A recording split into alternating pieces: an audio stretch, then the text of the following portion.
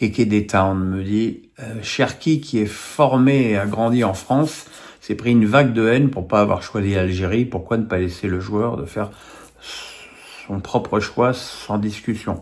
Ben oui, tout à fait. C'est quelque chose d'incroyable que ces injonctions de certains à choisir une nation plutôt qu'une autre. Je pense que c'est une démarche qui est, dans un premier temps, totalement individuelle.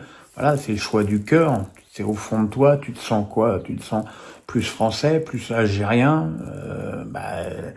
Cherki, il est né en France, il a fait toute sa carrière en France, il a fait toutes les sélections de jeunes en France. S'il se sent plus français, c'est son droit. Et il n'a pas à recevoir d'insultes pour ça. Après, tu as d'autres joueurs qui font des calculs plus sportifs en se disant j'ai aucune chance de jouer en équipe de France de façon régulière, je vais donc choisir une autre sélection. C'est ce qu'a choisi Didier Drogba à une époque, et il a eu tort, parce que Didier Drogba aurait évidemment été sélectionné en équipe de France avec son super niveau. Et t'as d'autres qui ont choisi des sélections moindres. Voilà, je pense que est-ce que Gouiri aurait eu une chance d'être appelé en équipe de France un jour? C'est pas évident. Tu fais le choix que tu veux. Encore une fois, faut arrêter de vouloir s'immiscer dans la vie des gens. Et ils font ce qu'ils veulent. Et Cherki a tout à fait raison de faire ce qu'il veut, quoi. François Bréhin me dit Mbappé va être sacré soulier d'or européen pour la première fois de sa carrière. Quelle valeur a ce titre selon toi? Je comprends pas bien dans ce trophée, c'est que il a mis moins de buts que Gyökeres, mais que ses buts valent plus de points. Alors je sais pas si c'est quoi, si c'est la valeur du championnat, si c'est les buts en Ligue des Champions. J'avoue que je me suis pas penché, parce qu'encore une fois, moi, ces classements individuels dans le foot me saoulent au plus haut point. Au-delà de ça, voilà, il a mis 31 buts en championnat espagnol, ce qui me paraît être une très belle performance individuelle et qui ne fait évidemment pas oublier l'échec collectif du Real. Maintenant, encore une fois, il faudra voir quelle est sa part réelle dans cet échec collectif. Moi, j'ai encore une fois, quitte à me répéter semaine après semaine, j'ai quand même l'impression que vu la cascade astronomique de blessés qui a quand même frôlé le ridicule en fin de saison, et des absences en défense, et encore une fois, pour la énième fois, le non-remplacement de Kroos au milieu. Je pense que c'était une année blanche quasi programmée pour le Real. Maintenant, il y a un nouvel entraîneur, des nouveaux défenseurs, des nouveaux joueurs qui vont arriver. Il faudra voir ce que ça donnera l'année prochaine. Kéké des Town me dit à 26 ans, Mady Camara va quitter Brest après 3 saisons pleines. À quel club peut-il prétendre selon toi? J'aimais pas Camara à Saint-Étienne. Je trouvais que c'était un joueur pauvre avec le ballon, inutilement violent. Il a pris une dimension incroyable à Brest, avec une dimension technique que je ne lui soupçonnais pas. Je pense qu'il va avoir des propositions à l'étranger, probablement en Angleterre, dont son style conviendrait bien. Maintenant, je le verrais bien dans un club comme Rennes, par exemple, qui va avoir besoin de recruter au milieu des joueurs à fort rendement physique et technique. Mais bon, je me fais pas de soucis pour lui, il va trouver un très bon club et il le mérite. François Bréhin. Zidane a déclaré vouloir que l'équipe française gagne à propos du PSG ce week-end. Comprends-tu les supporters français fans de Marseille, Lyon ou autres qui souhaitent que le PSG perde à tout prix? C'est un peu comme Cherki, chacun fait comme il veut, selon sa sensibilité. Ce qui est un peu scandaleux, c'est que quand tu as des Marseillais qui prennent un peu de hauteur, comme Zidane, comme Boli, qui souhaitent la victoire d'un club français. C'est vrai que ça arrive tellement souvent qu'un club français gagne une Coupe d'Europe.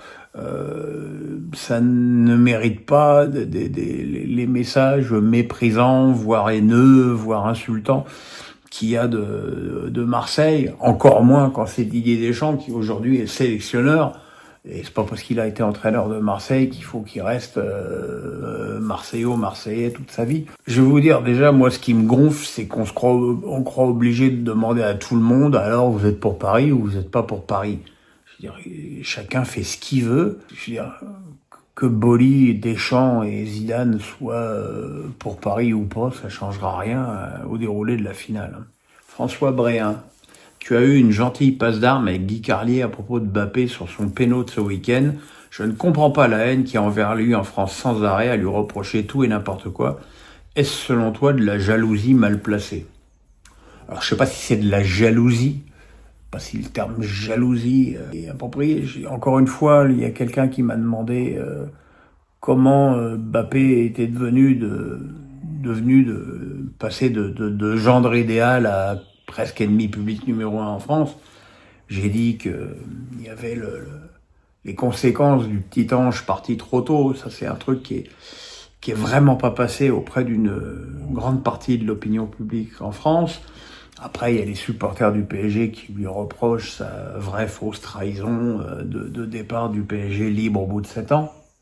Moi, je suis pas d'accord avec ça, mais voilà. Et puis, tu as aussi le comportement du PSG sans lui, donc ça fait beaucoup de choses. Et puis aussi le fait que le Real n'ait rien gagné cette année.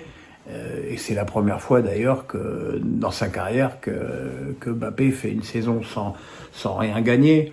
Après, sur l'action type, moi j'ai regardé le match à la télé, tu vois clairement que Mbappé et Modric échangent et que Modric lui dit de tirer. Peut-être que Modric n'avait pas envie non plus de prendre le risque de rater un penalty pour sa dernière avec le club. Mais bon, pour moi, si tu regardes le match avec des yeux honnêtes et pas avec des yeux déformés par la connerie ou la haine, eh ben tu vois bien que c'est Modric qui a dit à Mbappé de tirer le penalty, qu'il a d'ailleurs marqué en 2 temps. Après, oui, la passe d'armes avec Guy, elle a été gentille parce que j'aime énormément Guy, que je trouve être quelqu'un d'assez formidable et j'adore ses chroniques à la radio. Donc, et je savais d'ailleurs, je savais qu'il réagirait comme ça en lui indiquant effectivement que c'était Modric qui avait dit à Kylian de tirer. Arkman07 me dit, avez-vous été surpris que les représentants du gouvernement et du football français salient les joueurs dans le vestiaire, saluent les joueurs dans le vestiaire et pas sur la pelouse hier au Stade de France? Je pense que c'est Macron qui voulait pas se faire insulter par le public. Je vois pas d'autres explications à ça. Après, c'est vrai que ça fait un peu bizarre. On a l'impression que les mecs s'étaient donné rendez-vous dans une cave. Et ouais, c'est pas terrible. Je pense qu'à partir du moment où tu es président de la République, tu dois assumer aussi les réactions du peuple de France, parce qu'il y a 80 000 personnes. François Bréhin, décidément très en forme. Whistil a déclaré partir de Lens pour raison personnelle, mais il serait déjà en passe de signer en Championship à Southampton. Penses-tu qu'il a un peu masqué les vraies raisons de son départ? Moi, j'ai pas envie de polémiquer sur ça. Sa compagne n'a pas inventé sa maladie et ses soucis de santé. À partir de là, il veut se rapprocher. Il a pas dit qu'il voulait pas plus travailler, il a dit qu'il voulait se rapprocher d'elle. Donc voilà. Donc à partir de là, il a jamais dit qu'il souhaitait mettre sa carrière entre parenthèses pour s'occuper d'elle. Il a dit qu'il voulait se rapprocher d'elle. Donc, il se rapproche d'elle en allant en Angleterre. Maintenant, effectivement, on peut aussi penser que c'est une manœuvre. J'ai pas envie, c'est marrant, j'ai pas envie de penser ça. François Bréhin, toujours. Avec la victoire du PSG en Coupe de France, Strasbourg disputera une Coupe d'Europe la saison prochaine. Penses-tu que le recrutement sera plus ambitieux du fait de cette qualification? Alors je pense que le recrutement sera ambitieux, plus ambitieux, pas forcément. Avec Bali, le propriétaire de Bluco, et Marc Keller l'ont dit. Le but du jeu, c'est d'être européen tous les ans. Donc voilà, c'est une équipe qui va perdre les gros, quand même les joueurs prêtés, qui étaient Petrovic et Santos, qui étaient les 2 meilleurs joueurs de l'équipe. Et ça, ça prouve aussi qu'il y a des bons prêts dans certains clubs. Il y a Doucouré et Diarra qui sont des joueurs qui datent d'avant la Bluco, qui ont des bons de sortie. Voilà. Après, Bluko a tout à fait le pouvoir de dire stop en termes de départ. Même à Emega, Bakwa ou Borrera, ils ont été très fermes avec Doucouré et Diarra les 2 dernières années. Il n'y a aucune raison qu'ils ne le soient pas là, à moins évidemment que il y ait un club anglais qui mette 45 millions sur Emega et la Juve mette 35 millions sur Borrera. Et dans ce cas-là, ça permettra au club de réinvestir cet argent. Le fair play financier européen est un peu con, puisque si tu fais rentrer beaucoup d'argent, tu peux pratiquement dépenser autant. L'important, c'est qu'il y ait un mouvement financier. C'est un peu débile, mais bon, c'est comme ça. Mais moi, je me fais pas de soucis. Le recrutement de Strasbourg sera jeune, parce que c'est le credo du club, et très ambitieux. PA me dit, la DNCG annonce des rétrogradations administratives pour les petits clubs sans gros actionnaires. Qu'en penses-tu? Et vont-ils réellement le faire? Je crois pas que la DNCG ait annoncé des rétrogradations. Ils ont annoncé des difficultés. Et les difficultés des clubs, on les connaît.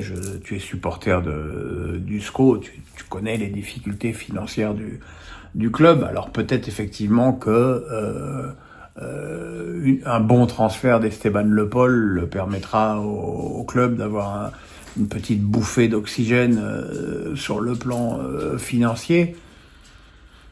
On sait que Le Havre, Reims, Nantes, Montpellier, on sait que tous ces clubs-là vont avoir des difficultés, et c'est comme ça pour les clubs indépendants. Maintenant, c'est ça qui est paradoxal aujourd'hui, c'est qu'il y a des supporters qui réclament à tout crin l'indépendance, la liberté. Mais si ta liberté, elle te conduit à la faillite, je vois pas bien l'intérêt d'être libre. C'est le problème. Maintenant, je pense que la DNCG va pas non plus taper comme des brutes. Je pense qu'il y aura effectivement pas mal de clubs qui auront des interdictions de recruter, mais des rétrogradations là tout de suite à la fin de saison qui arrive, je crois pas. Arkman07 a dit, Mouratoglou a précisé dans une interview qu'il souhaiterait un format plus court, car le format des matchs de tennis de 5-7 était trop long et que ça correspondait de moins en moins au code de consommation actuel de la nouvelle génération. Partagez-vous son avis? J'adore Mouratoglou. Je trouve que il a une façon de parler du tennis assez extraordinaire. Et puis, son académie est une réussite folle. Mais là, pour le coup, je suis pas du tout d'accord avec lui. D'abord parce qu'aujourd'hui, les 5-7 ne sont réservés qu'au tournoi du Grand Chelem. Et que, voilà, et que les matchs qui restent dans l'histoire, ils sont tous en 5-7. Hein. Je veux dire, qu'aurait été le Djokovic-Federer de la finale de Wimbledon sans ce 5e set qui s'est conclu au tie-break à 12 partout. Je pense effectivement que c'est une bonne chose qu'il n'y ait plus de matchs en 5-7 hors tournoi du Grand Chelem, mais je pense que ce format-là doit être impérativement conservé pour les tournois du Grand Chelem, parce que c'est l'essence de ce sport, et que bon, un match en 5-7 sur gazon, ça peut aller assez vite. Un match en 5-7 sur terre battue, c'est un voyage.